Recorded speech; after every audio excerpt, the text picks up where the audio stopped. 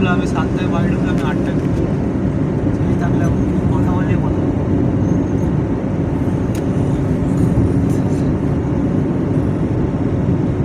সামনে speed camera রয়েছে, 60 রয়েছে গাড়ি।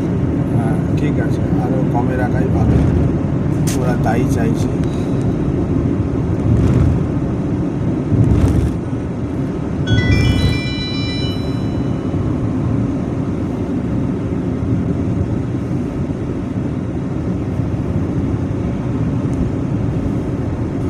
আহা, রাস্তাটা দেখুন এবারে দিদা, নিচে রাস্তাটা দেখুন, মানে আমরা রাস্তা দেখাচ্ছি। কেটে পারে নিচের দিকে নেমে গেছে রাস্তা। হ্যাঁ, এটাই তো সৌন্দর্য, এটাই তো হচ্ছে দেখতে আসা।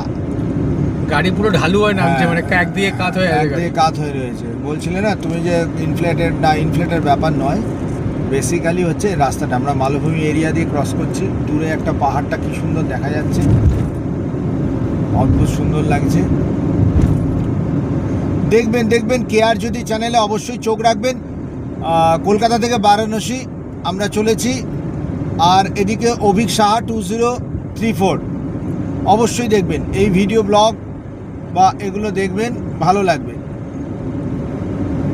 সবাই দেখায় দ্রষ্টব্য স্থান, হোটেল, খাওয়া দাওয়া, ব্যাস ওইটুকুই না, ওগুলো তো আপনারা পাবেনই, অন্যান্য অনেক মানুষ ওই ব্লগ করছেন।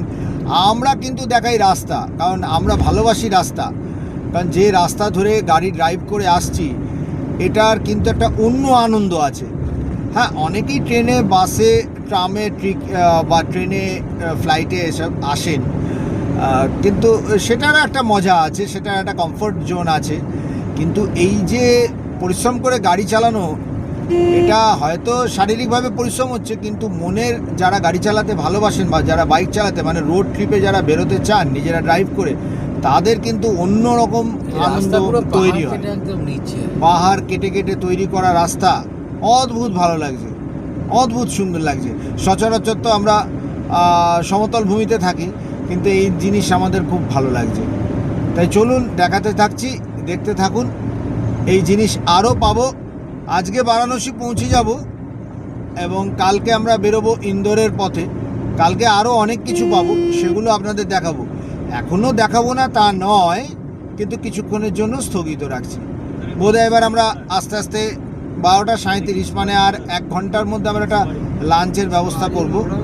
সেখানে গিয়ে লাঞ্চ টাঞ্চ করে আবার আমরা বেরিয়ে পড়বো বারাণসীর পথে।